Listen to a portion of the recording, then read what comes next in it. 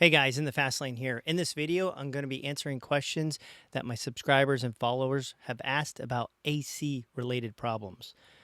First question, MT-RV says, "Hi, on my hose block that holds two hoses to the back of the compressor has a little nub pointing down.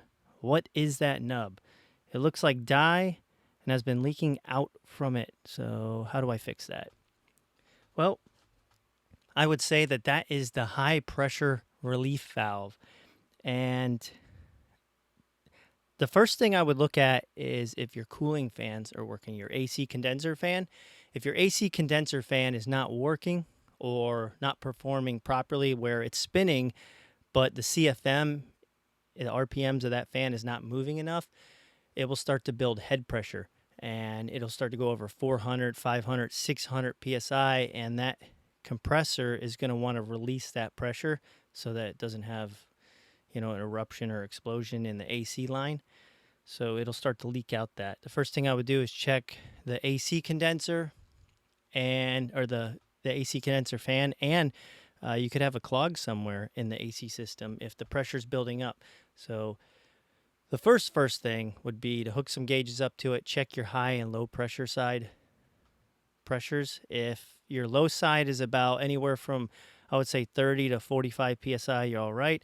If your high side is anywhere from, let's say, 200 to 350, that's a good range. But if it starts getting 4, 5, 600, the compressor is going to kick off, but also it's going to start to possibly leak out of that high pressure relief valve. Here, the next question we have, JIW Bink. Last year, I replaced the AC clutch bearing. Was fine until warm weather. I have used cans of Leak Stop and R134, still losing coolant. Any ideas?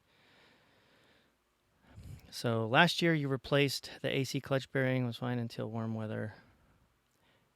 Possibly you have a leak in either the Schrader valves of the high and low pressure line. There's Schrader valves. You can take off the caps, and in there is Schrader valves, just like a tire valve where the Schrader valve's inside there. You can take them out. Those could be leaking. Another thing that could be causing leak is the rubber O-rings that go over the AC lines. Those can be leaking. So those are two areas I would check. Fred Durst says, if there is no pressure on the low side, is there pressure on the high side? If you have a clog somewhere, there can be pressure on the high side and the low side drop off. Chances are, if you have no pressure on the low side, you definitely want to hook the gauges up and see if you have pressure on the high side. If there's pressure on the high side, no pressure on the low side, possible you have a bad dryer, or there's something going on with the Orifice tube, which is the filter on different vehicles. And just go from there. I would check for, hook the gauges up and have a good look at it. Peter McGowan, great video. I'm not a car guy, so I need to ask, is there anything I need to do before taking everything apart? For example, do I need to drain any liquid, flush the system, anything? Thanks.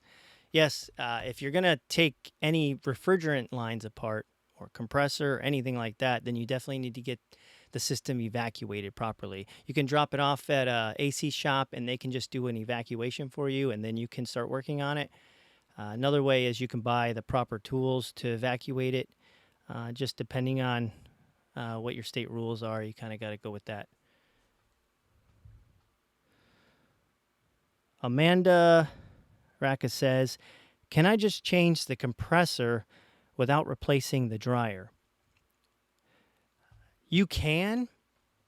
However, what's inside the dryer is it's Desiccant filter. There's a filter inside there, and it has like particles filled in there, like little spheres, and it blocks any particles going through. So it's basically a filter, just like an AC filter, just like a cabin filter or a fuel filter. It filters out particles.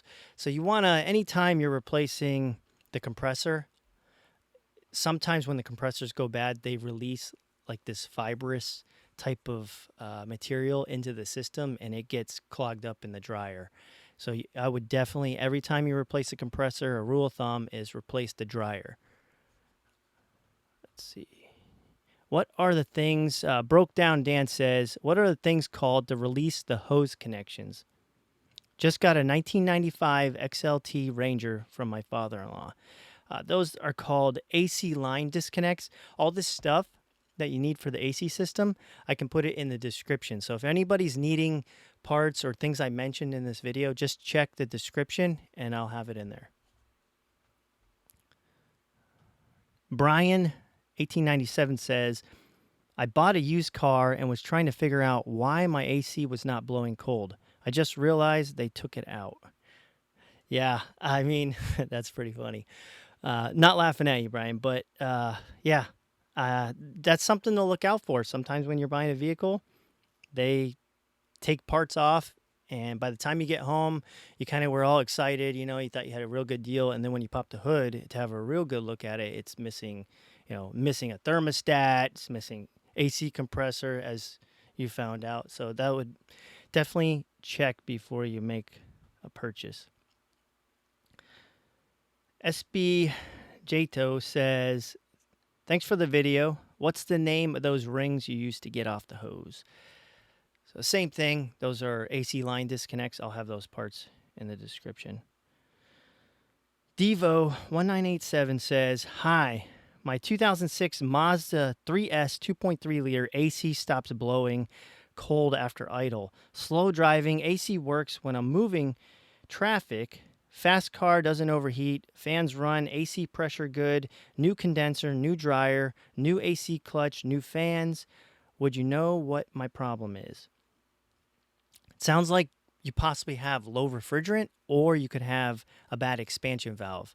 Expansion valve builds up to a certain amount of pressure, like 35 psi, and it doesn't allow it to go any further than that.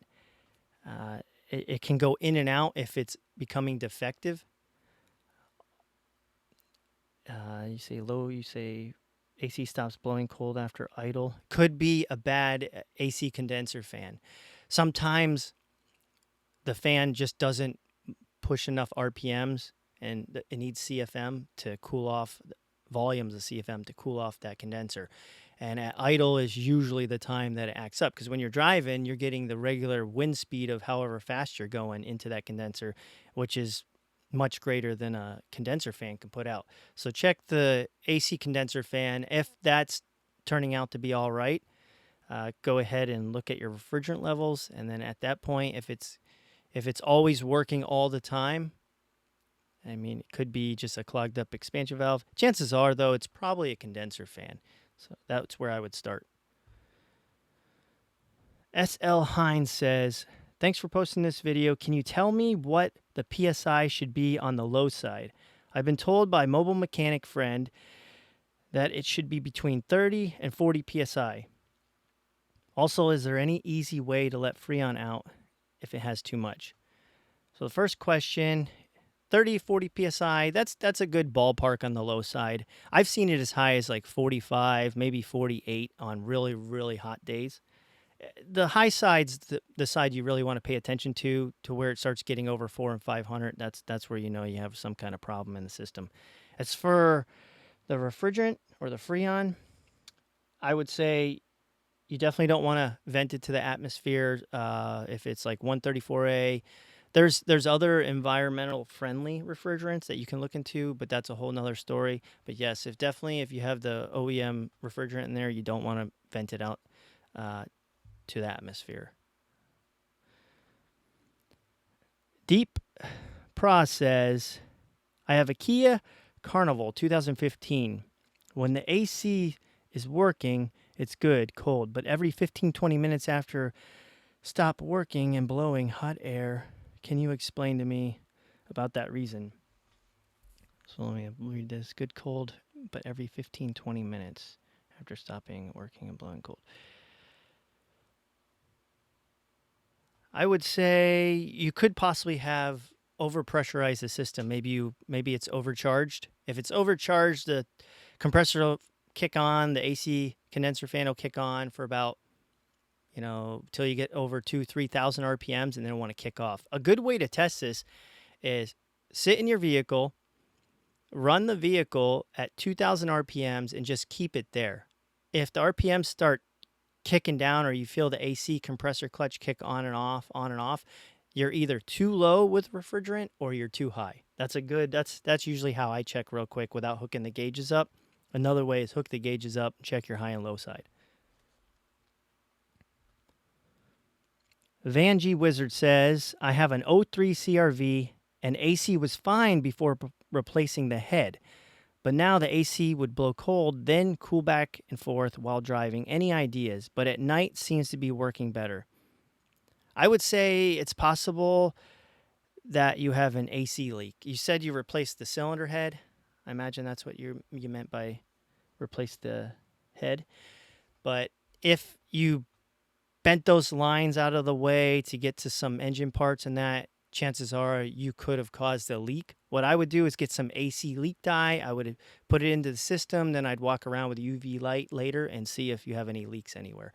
Like I said, I'll put this stuff in the description of the video so you guys can get it if you would like to purchase it. No Choke says, 1995 Honda Civic AC won't turn on when it's hot outside. I have heard problems with solder joints on the board to relays blown. It runs just fine when it's about 75 degrees or below outside, but when it gets hot, no cold air at all. Sounds like the compressor is not turning on. What are your thoughts if the system is charged properly? First thing I would check is the AC fan relay.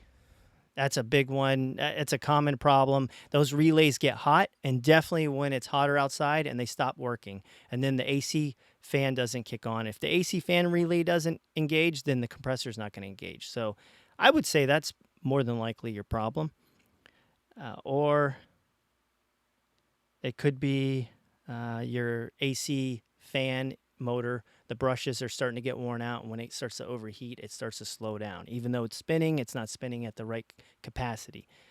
So check that out. That's what I would say. AC fan cooling relay or the AC condenser fan, which is the relay we're talking about. Life of the Cockins. My Honda Civic 2000 is blowing air but not cold enough. There's no belt sound. What should I do? Could be just a low refrigerant. Just hook the gauges up, have a quick look. You kind of want your high side to be around anywhere from 30 to 45 PSI. You can go all the way up to about 48 on a really hot day.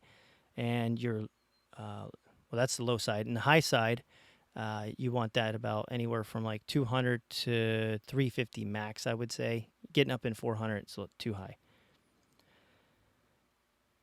Mr. Shack, he says, this sounds strange, but it all seemed like my CRV AC worked better without my condenser fan working. I mean, that does sound strange, but your condenser fan could be blown in the wrong direction. I don't know if you've changed it out or you did an AC condenser swap, but if you put a universal fan on, sometimes they can, when you plug them in, they're blowing the wrong way. They're pushing instead of pulling. So that's another thing you could check.